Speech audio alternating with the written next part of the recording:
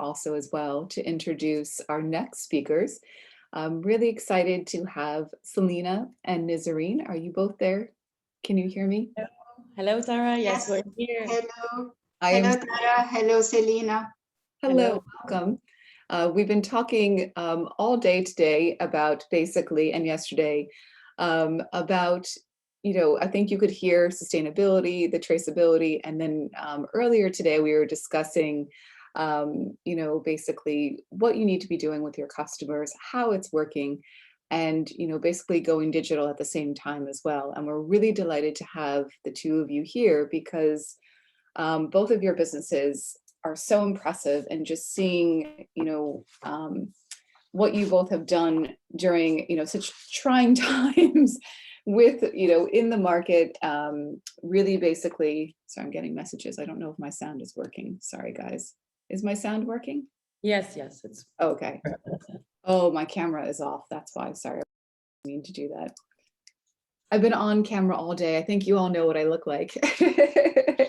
But we have right now Selena from Chato, yes, and Nizarine from ALANINA Jewelry.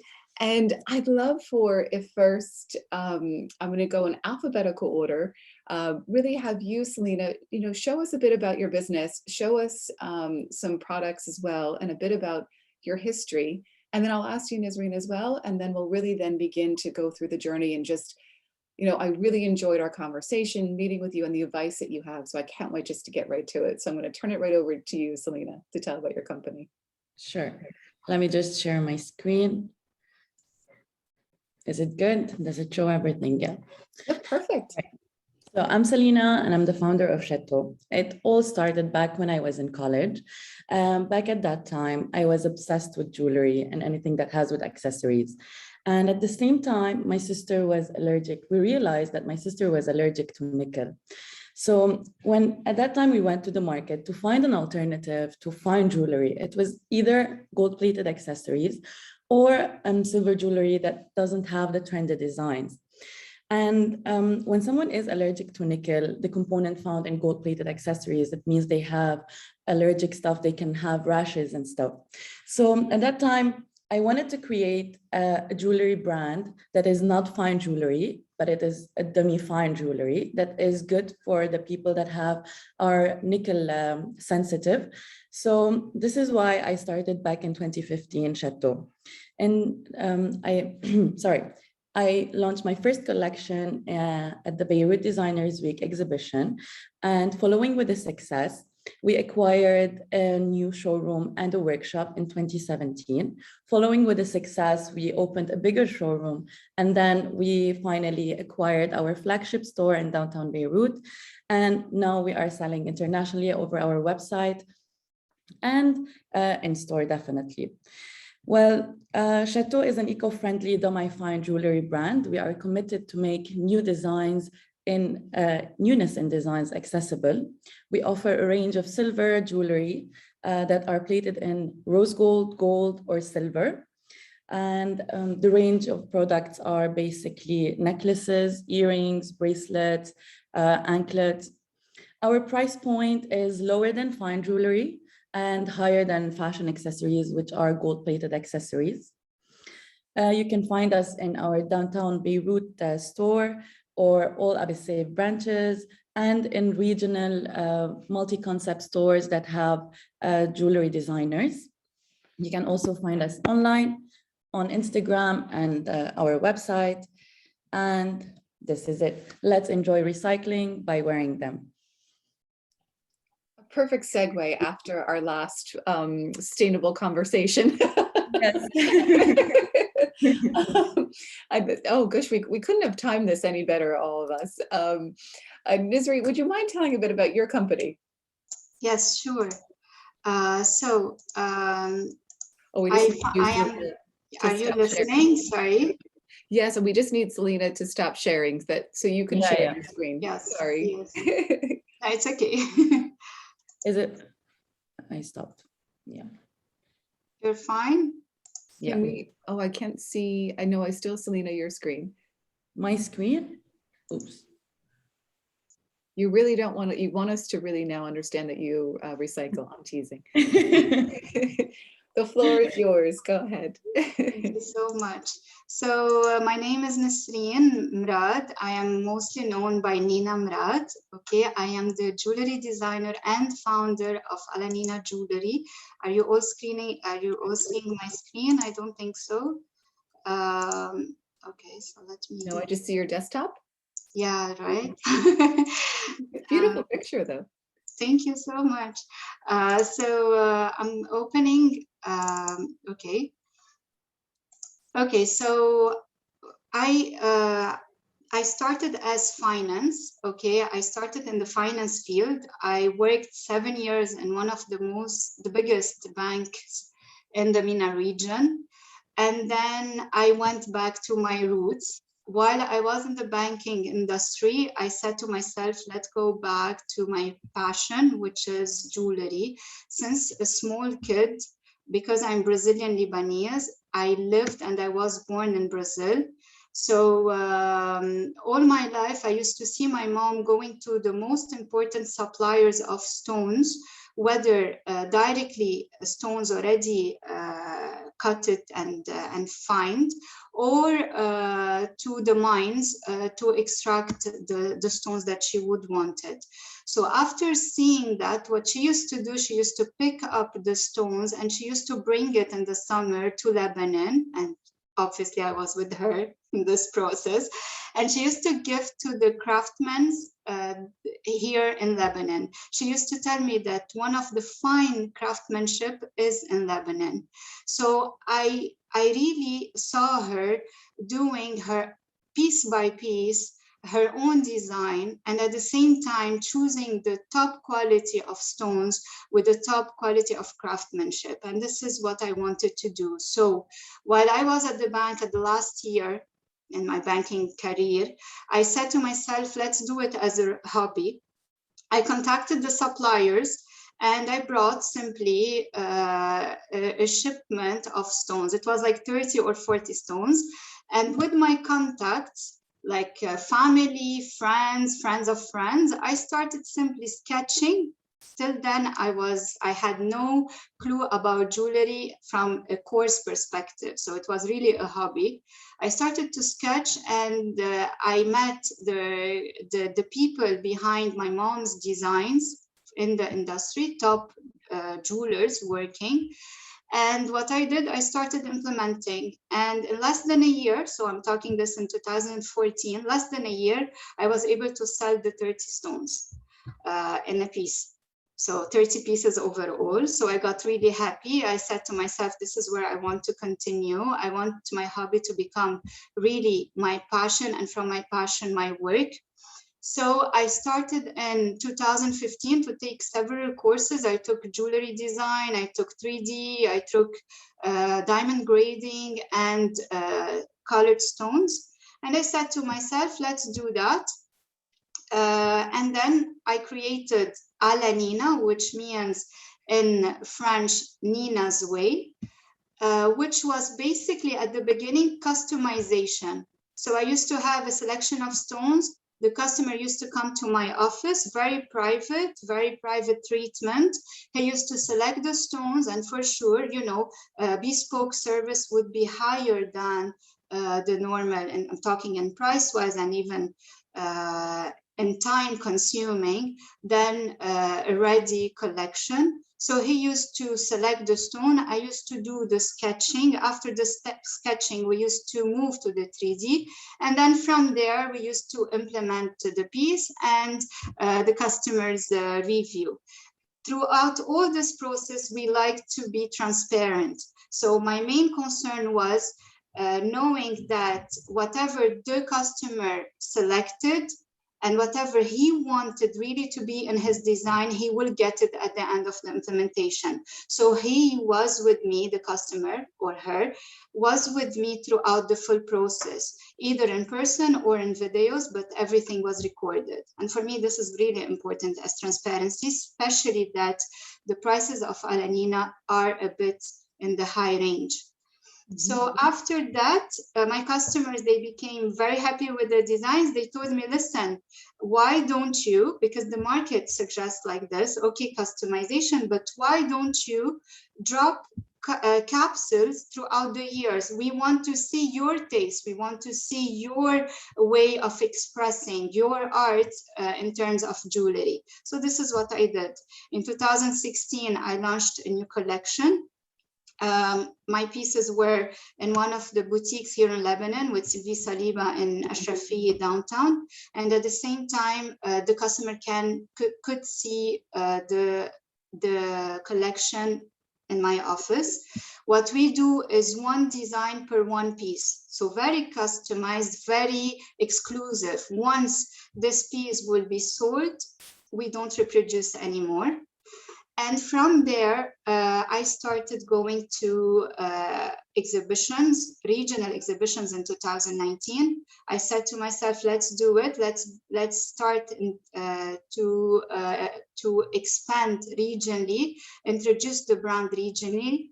I went to several high-end jewelry exhibitions in Bahrain and in Abu Dhabi. And now with the corona, you know, the exhibition stopped. So what I'm trying to do is removing this private concept and trying to apply it online. So how to do that? Several ways. First, you have an appointment through the website, appointment with the designer in case of customization. Second, 2 different collections will be showcased in the website. One purely high-end with no pricing specified on the website. And the second one, I call it prêt-à-porter, which are pieces that are already there and can be selected directly with the pricing and everything with lower range, so 10,000 and above and below, sorry. And then Nisreen, this is actually, I'm going to stop you for 1 second because this was new, right? To basically go online, you had to basically take that exclusive customer experience. I'm going to bring you in, Celine, at this point too as well, because, or Selena, sorry, you're not Celine Dion, sorry.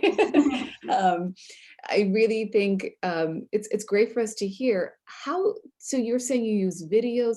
What exactly did you do so your customers still felt exclusive, Nisreen? Okay, so first, because my e-commerce wasn't that developed and still under development, I started to contact one by one, and I started to make sure that I am there for them. So it was trying to be there, although there's no private event or there's no private launching or there's no private exhibitions. And sometimes I used to showcase the stones, I used to showcase the pieces in smaller group, either in Zoom or either through videos. What I did is, because, you know, everything stopped for a year almost, or lower than a year, I even bought a light box at home.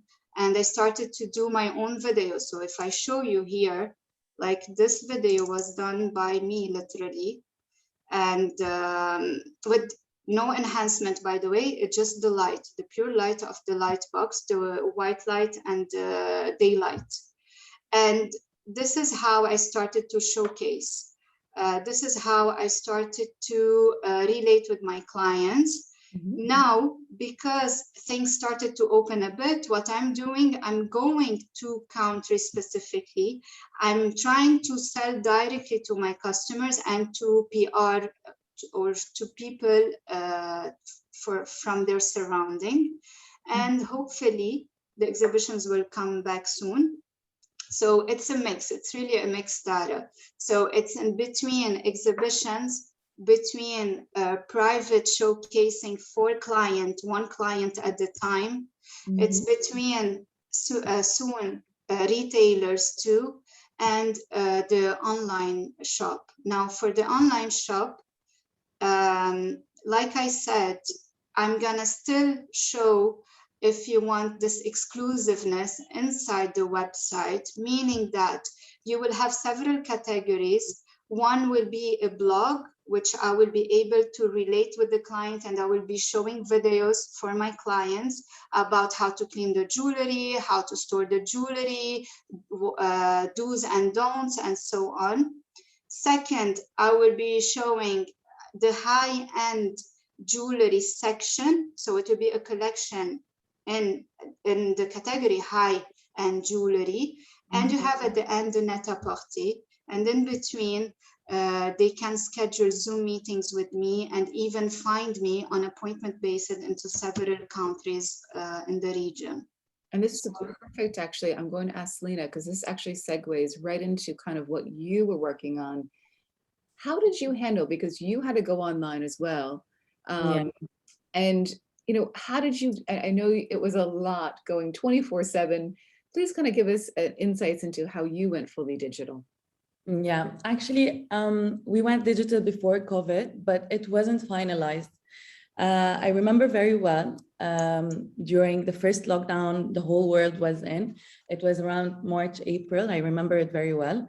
We had our e-commerce and everything was working smoothly, but we weren't focusing on that. So I remember we had to switch from offline to online, and we had to push for the sales online. And at the same time, we've been working 24/7, as I said before. It was nonstop, and amazingly, we had increase in our sales at that time. It was, you know, everyone is sitting at home and everyone wants to order, or either, I don't know, have gifts for someone, send over gifts to someone. Another way we handled actually at that time, from our extensive customer care, some of our customers were asking, because they cannot see the items very well in real. So they were asking of a couple of items, if can we send them over so they can check which one they will choose and which ones they will return them. So this was also boosting our sales.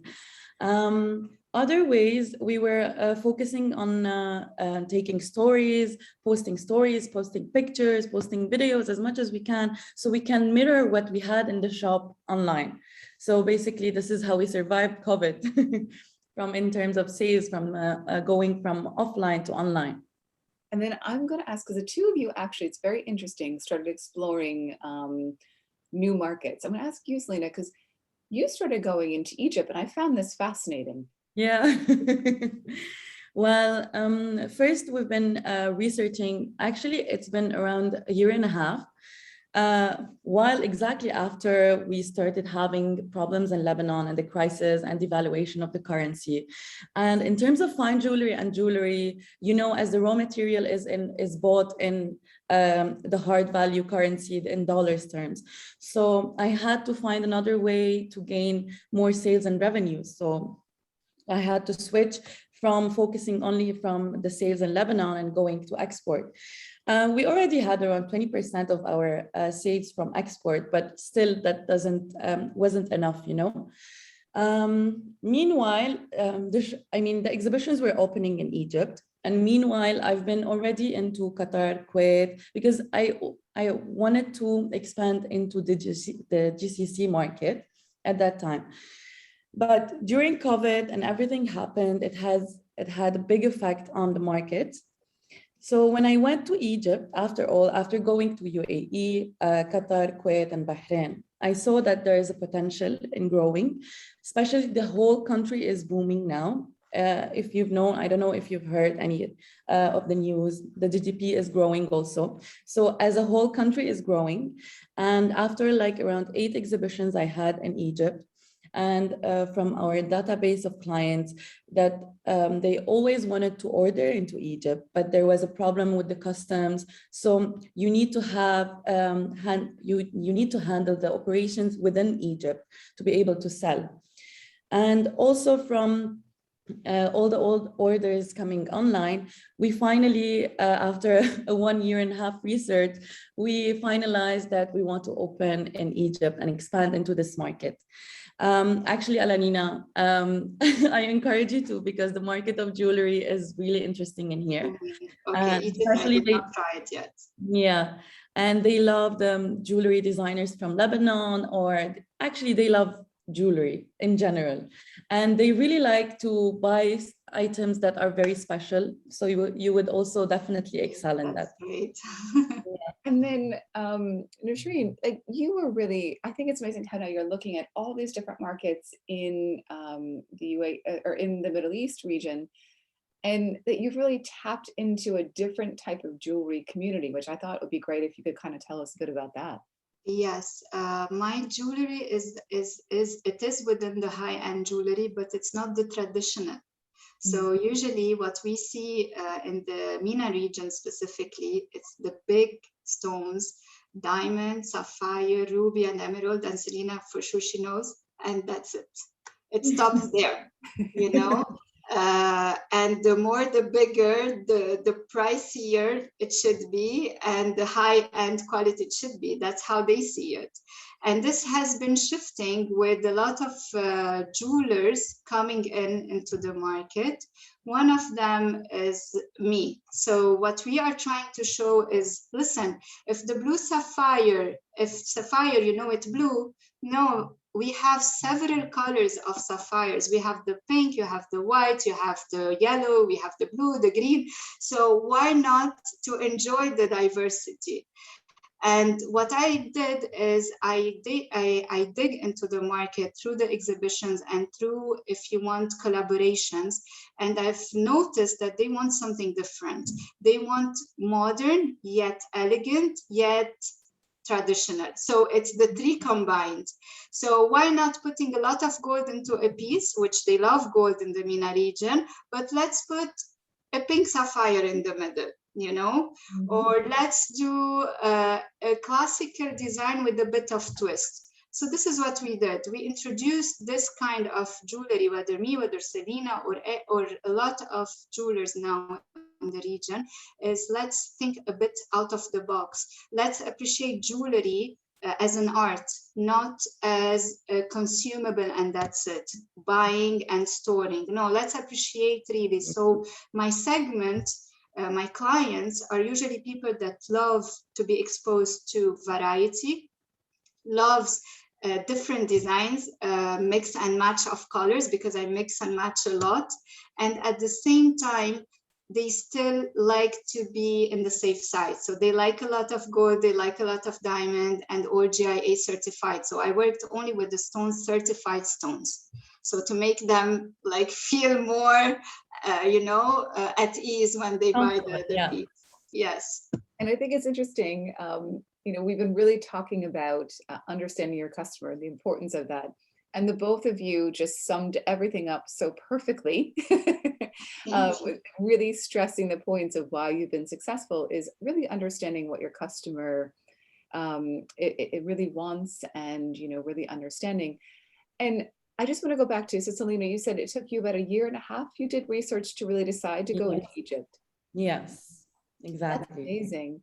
Especially too, like you were thinking outside of the box, which I think is really amazing. You were looking at where your sales were coming from. Sorry, go ahead. Yeah, actually, it started from, I wanted to target the GCC, or it was the GCC or the MENA region.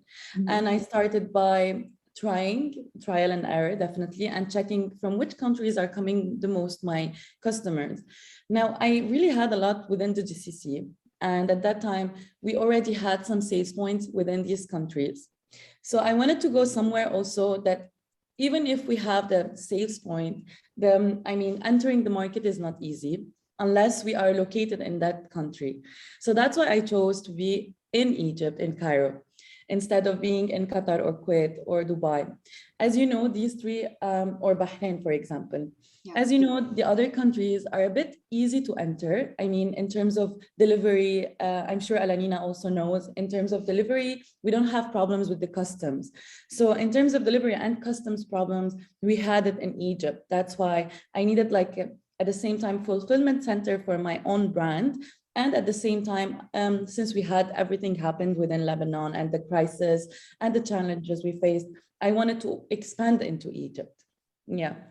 And then we had, both of us had, or all three of us, sorry, we had separate conversations, but it's very interesting. We talked about the same thing, supply chain, and the importance of your supply chain. Yeah. I'm gonna have you go first, Lita, kind of talk a little bit about, I just think it's a great story in the gold plating, you know, what you've had to do and how you've had to work with your artisans in your community. Yeah, actually, since we talked about this, why I started Chato in the first place, it was because people are allergic to nickel. Other than that, I wanted to also introduce trendy items that are accessible. So within the nickel-free plating, actually within the MENA region and in Lebanon, we didn't have any plating that is called gold plating without nickel. It was either made with nickel, which is the substance used that can make the allergies. So at the end of 2019, 1 second. So everyone knows that's when you turn green, kind of, right? yes, Yeah. or rashes, it goes red also, and Yeah, you can you get, like, yeah, exactly. Go ahead. I just want to make sure everyone was aware. Yeah. So this is why, and at the end of 2019, actually, I acquired the full machinery. It was very hard to say and to start because as I was telling you the story, there aren't a lot of expertise people or the professional ones who know how to be able to train us in the way that should be. So at first, when we got the machinery, definitely we got some training, but still when you have the training at its basic and you are acquiring the machine from outside, you still have to try it. And if you had someone to help you within the country, it would be perfect, but we didn't have that. So we had to work on it around 5 to 6 months until the plating, actually now it's called vermeil plating. I don't know if you know it. Yeah, so I'm very proud of that because now the color lasts longer and it's anti-allergy. So it was very challenging, but this was like one of the highlights of our progress, or how can I say, our milestones within our company and the brand. And you were taking control of it, right? You were. Yes, I did it on my own hat. Yeah. And Nasreen, you went through very, similar item. Like you had to do a lot of this too, the craft.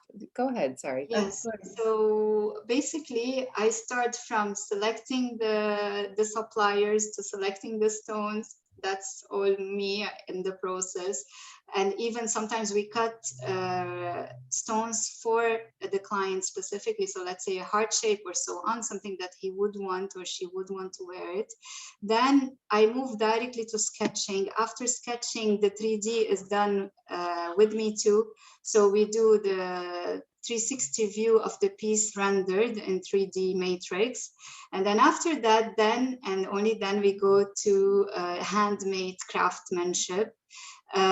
It's a full process, Selena, for sure she knows. And it takes a lot of people with us, experts Actually, in the industry. ALANINA, I want to stop you on this because I'm sure, I mean, a lot of people think when they hear about jewelry designer, it's the glamorous part and they are doing everything is nice and they can't see what's behind the scenes, Yeah, definitely. And I think we need to show more, by the way. Yes, We need because to show it's the not behind the easy scenes. from creation, the idea at the end, I mean, the production and everything. And actually, they don't even know how much time it takes to make one item, True, I think true. this is very crucial because when they see an item, they see the price point, they see the description and everything, but they don't know exactly how much time it took for us to really start this design or the product and to finalize it. Yes, And this yes, is very I have a piece, a choker, which let me show you guys. Yeah. I have a choker. It took me literally 6 months of implementation. So in between designing, between sourcing the stones, and between handcrafting it, literally 6 months of work, of intense work. So like Selena is saying, it's not as glamorous as it seems.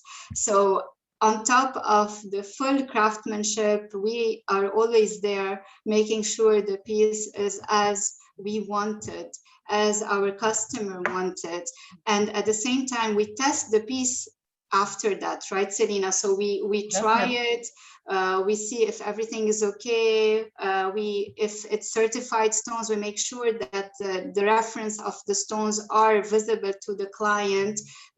sure, with the 10x loop, but at least they are not hidden within the setting of the gold piece.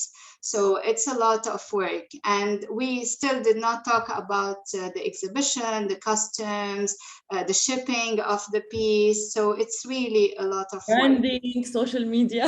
Yes, all together. It's the whole. I mean, Altogether. being only a jewelry designer without having a brand, it's different than being as an entrepreneur and doing everything together. You have to make sure that everything is going in parallel within the standards and nothing is going wrong. True. So yeah, it's not an easy job, but I mean, if you're passionate about it, you're gonna love it. Definitely. And you really control, both of you, your entire supply chain. You really control it. You know it. Because also in jewelry, you have to, be very transparent in the process, right? So I love that both of you just said, here we go. I'm going to make sure I'm getting you correctly. You need to have really good video. I love the video that you had of your light box. And those of you that, heard Aiden yesterday, that's what he's going to be working with you next week. How you do that. And that was imperative, right? Especially in jewelry. No, I'm kind of embarrassed. I don't have any on next to you today, but we should send you some of our items so you can try them on. I'm ready to shop. If we just hold up a piece right now, it wouldn't show properly, correct? So you have to do a lot more work than someone that's making decorative home, but the images are the most important. The video showing your supply chain, talking about the process, involving the customer in the process, really has been very successful for you. And then while all that's happening, you have to design, you have to handle your supply chain, and then, really deal with currency fluctuations, internet going, we're having fuel shortages. We have the banking too, right? Because going. Yeah, in my example, I had to open literally another company in Dubai so that I can start working properly the e-commerce. So that all the money generation, whether money in or money out, I will be, if you want, I will be at ease with the banking system there, because, we had some issues in terms of currency, in terms of banking system.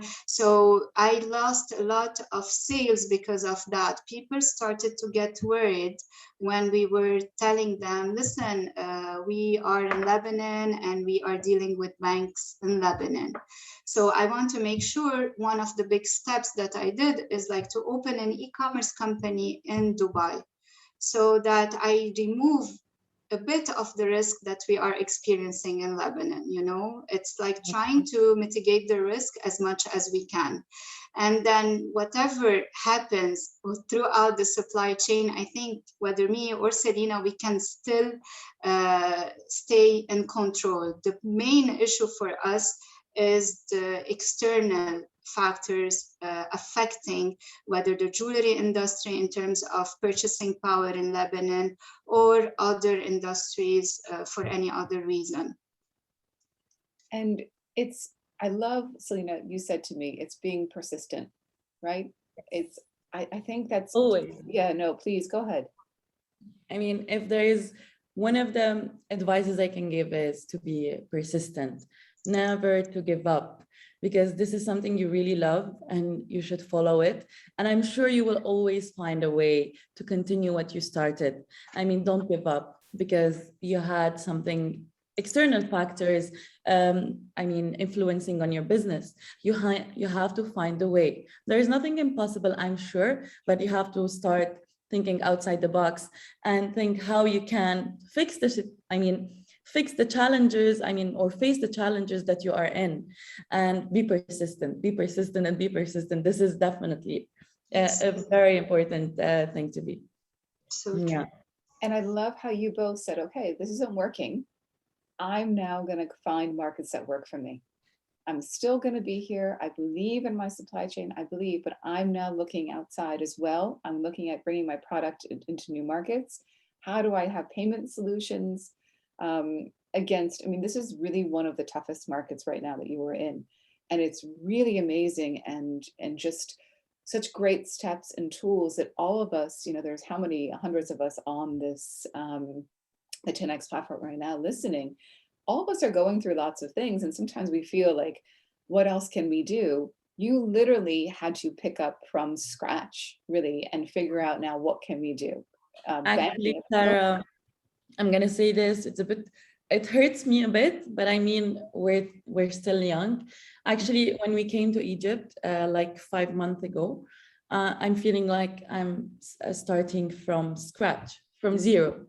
Everything I have built in Lebanon within the last 5-6 years, it's not gone, definitely, but I mean, for here, within this market, because I don't have raised my brand awareness, and I still have to reach our clients in a whole, and I have to restart gaining like clients that are loyal, that are gonna love our products. It's like starting from scratch. So this is why I was saying, be persistent, just wait and be patient. You will reach there, but give it some time at the same. So yeah, it's not easy, but if you are persistent and if you put your mind into it, you will reach where you want. Not only that, Tara and Selena, but for me, really, we are proud really to be Lebanese. Like for us, the Lebanese industry, specifically jewelry industry, is really, really top-notch industry. When we talk about craftsmanship, we are really at the highest. So why not to show our products in the region? Why not later on, hopefully, to go international? Because Selena, for sure, she knows, we really have talents in Lebanon. So why not to show it, whether from a design perspective, whether from an implementation perspective. And if you notice, the big fashion brands right now, they are emerging from Lebanon. So it's really something that we are proud of. And although with all the issues we're facing in Lebanon, we still want to be present and to show the real image of Lebanon, right, Selena? Like very resilient. Selena, even yes, but you lived here, so even Selena in Egypt, she would want to show this. So yeah, I'm Brazilian, by the Brazilian Lebanese, but yeah, so I really believe in the power that Lebanese craftsmanship has. So I want to show that. I am opening to the MENA region, but my supply chain will remain in Lebanon. Yeah, definitely. My supplier chain will remain in Lebanon too. My workshop and the whole process, with the idea that we're having problems with the electricity and with everything. With every persistence. I still want to keep that up, and I want to stay having like our workshop in Lebanon. I don't want to change that. Yeah, definitely. And that's how you survive, right? That's how you keep your company brand identity, right? Yeah. And it's not that you're, what is the word now? It's not being disloyal. It's like what you said, Nasreen, you're bringing your brand, the awareness, the story of the craftsmanship to more markets. Yes. As well. And that's part of being a strong entrepreneur. You can't always just stay where you are. You have to keep evolving. You have to keep moving. And, this past 18 months, the two of you, in addition to dealing with country specific issues, you were dealing with a pandemic as well. Yeah. So it's really a story of, it is persistence. The two of you are just really resilient, and it shows you researching and really paying attention to what's happening. Selena, we're looking at Egypt. That wouldn't really be on everyone's radar. I have to be honest with you. It's very impressive that you had traction there.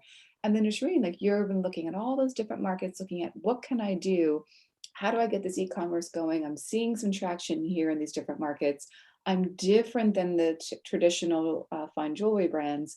Wow, I'm going to try Dubai. I'm going to try here. I'm expanding into all these different markets. But you have to keep learning, right? It's right. It's always a learning process. It never ends. You should always keep an eye on the market, on your clients, on the demand of your clients, what they are liking. You have to keep an eye. You can't be like sleeping, You have to always pay attention on every detail. Yeah. And then Nasreen, I'll never forget what you said that about your customer, that she isn't the same person that she was from beginning. No, she's not. She's not. Like before, and Selena knows for sure, they used to look a lot to family jewelers. So it's like tradition. So let's say from grandmother to mother to daughter. And this shifted. They started to appreciate the jewelry as an art rather than, okay, I have a tennis bracelet, I have a solitaire, I have the normal stud diamonds, and then what, you know? What can I have? Because they love jewelry, really. The MENA region, they do love jewelry. It's just a fact going out of the box. So they really started to shift this passion for jewelry from the traditional way to more the design, artistic way. So this is, we are seeing it a lot in the MENA region, especially the young generation. So the 25 and above, the 30 and above, they started to look really to the modern aspect of jewelry. And this is amazing. So we do have a market. We can target this market, this niche specifically. And this is why you've been successful, because you know your customer. I know I'm repeating myself, but I loved speaking with the both of you separately and then now here again today, because I love knowing people that know their customers. And you will always be successful because the two of you are able to pivot along with your customers. And you realized, wow, she's really changed. She's not going back to who she was prior to COVID as well. She's now digital. She's comfortable with what I've given her, but I now need to keep that going. I need to give her more video content. You bought a light box. I mean, you know, things that we need to do to really keep moving with our customers. I never thought I would go to e-commerce, really. It was like in 2019, this was like, no, not for now, not that soon. Because, you know, Selena and Tara, I was really more into private shows, private lunches, private dinners, private exhibitions. And it was doing okay. And, you know, it's part of the brand. Then suddenly Corona came and then what? So yeah, and like you said, customers shifted to, the clients are more aware about online shopping. They want to try this online experience. So why not? Let's do it. And there's a misconception, right? That in jewelry, people don't like to buy online, but they do now. They do, yes. I thought they didn't, but they do. They do, yeah. They do. Now, what I'm trying to do is, instead of having the very high range online, I'm trying to do a collection 10,000 and below, because it's easier to sell online, you know, but still the high-end pieces will be in the website, and we will be targeting the same niche market. So there's people who are commenting. I realized I'm so engrossed in what we're saying, I wasn't watching the comments. Sorry, everyone is saying, you know, very, you know, amazing stories. You know, thank you so much, very informative, and yes, and how to be persistent and conquer in during the pandemic, because many of the comments we've been having the past couple of days are the same situations. Like, how do I keep going on with this? It's been so hard. You know, we have a lot of people from South Africa on this call as well, and they were hit really hard as well. And it's, you know, it's a support system that we all need to provide, and that information. I know you're both very busy, so I'm watching the time, and I'm so grateful to the both of you for your time today. But I want to give you a chance to really, you know, give advice to the 100 and something people we have on this call. Everyone is really, you know, looking at you, at your persistence, your resilience. What advice, Selena, would you give? Like, if you could tell anyone today, just an advice to a fellow entrepreneur, what would you say? Parting words, no pressure. Yeah. I would go with, you can do it and believe in yourself.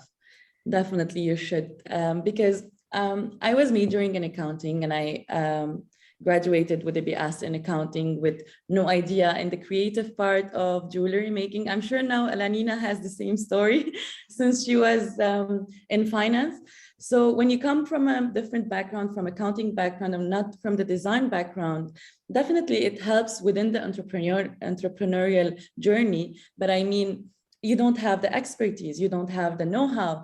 And, you know, there's something funny, like everyone I meet, the first thing they ask me is like, someone in your family is a jeweler or they work in jewelry? I mean, like, no. And they ask me like, how did you learn? Definitely, we took a lot of workshops and we worked, and by experience, you learn a lot. So this is why I just want to say, like, you can do it and it's never too late. I mean, you shouldn't wait to have a jewelry design degree to start in jewelry making. And you shouldn't start, you shouldn't stop when you don't have the expertise. You should be eager to learn and go for it. Just, you can do it and go for it. This is what I would give as an advice also for today. Really good advice. And Nishreen, do you have no Follow pressure? your heart, follow your instinct. This is the most important thing. So follow your feelings. Don't listen to right and left. Just focus on what you have in mind and in your heart, and believe in your brand, and try to, even with any obstacle, you always can go forward. So this is really important. Believe in yourself, like Selena said, and at the same time, really feel it, like really go after your heart and your feelings. So if you feel you have to go to this exhibition, go to this exhibition. If you feel you have to open in Egypt, like Selena did, go to Egypt and open in Egypt. Trust, for sure, with the marketing research, nothing will go like that blunt, but at least don't listen around you. Focus on yourself and what you really feel, and everything will go as fine. Intuition is a really good part. Yeah. I mean, you should always follow your intuition. I mean, not being based on your feelings only or your intuition, but you need to have the both. You need to have the balance between them. Actually, for the exhibitions, I always had the intuition if this exhibition is going to be well or not. And it was always the same, you know? And then, I mean, the result after what I felt before the exhibition was exactly what I felt before the exhibition. So yeah, I understand completely when you say follow your intuition. Definitely. And it's the balance. I love what you're both saying, the market research, right? That's the important part. So yes, you need to follow your intuition. There's going to be people pulling you in many different directions, but the market research, and you know your brand and what's right for your brand. And it's, would you say taking calculated risks is worth it? Yes. Calculated though. Okay.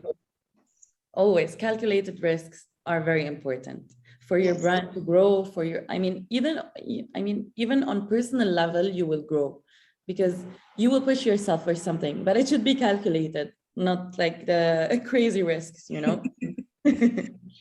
No, and I really want to say thank you to you both because, again, your insights really just summed it up over the past 2 days of you're really doing everything that all the experts that we've had on the different panels the past 2 days are saying to do.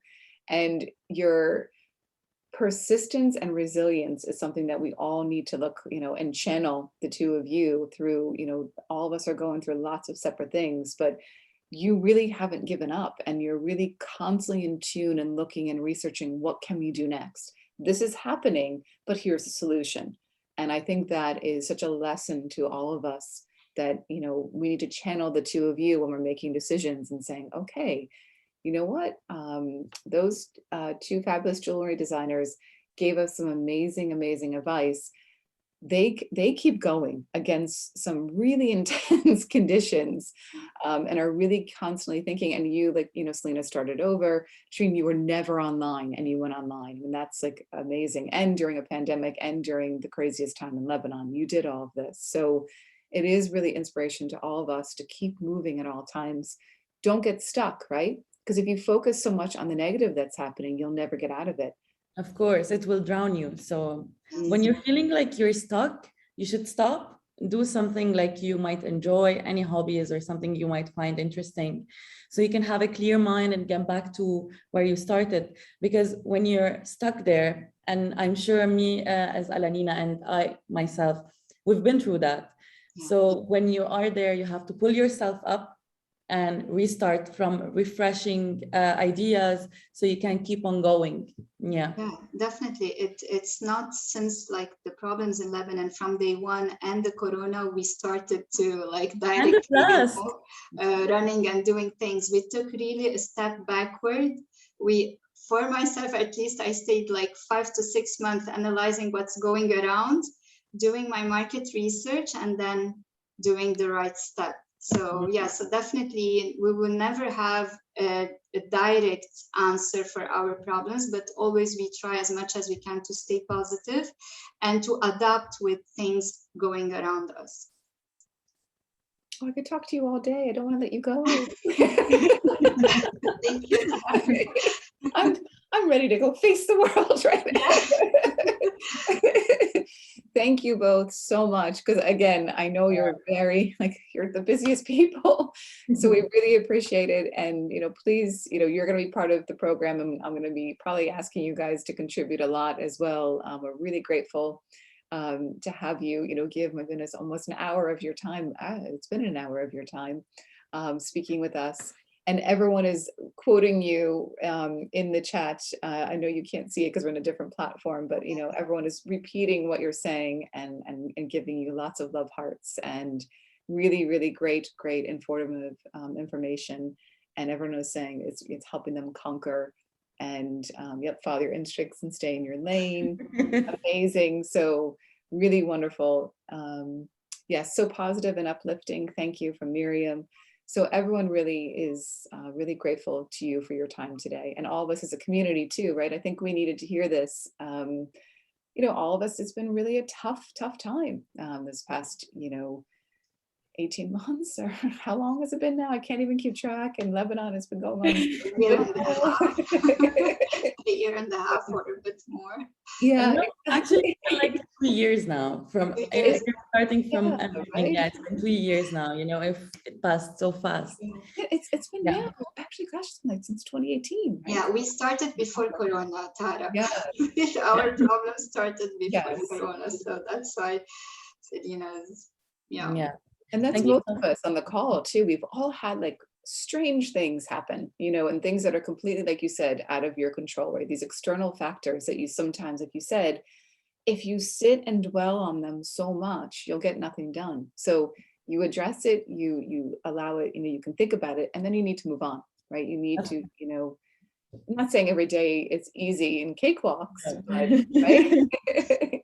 But all of us here really have gone through a lot of separate things in each of our countries. So it is great to see, two very strong women, really now thinking outside the box. And it makes me think too, like, okay, how, if I'm up against something, that's interesting what they did, like what the two of you did. It's going to be really with me now as I'm going and looking at other things too as well. And for all of us here, it's good for us to see, because we experience days, ups and downs, just we're human, right? All of us.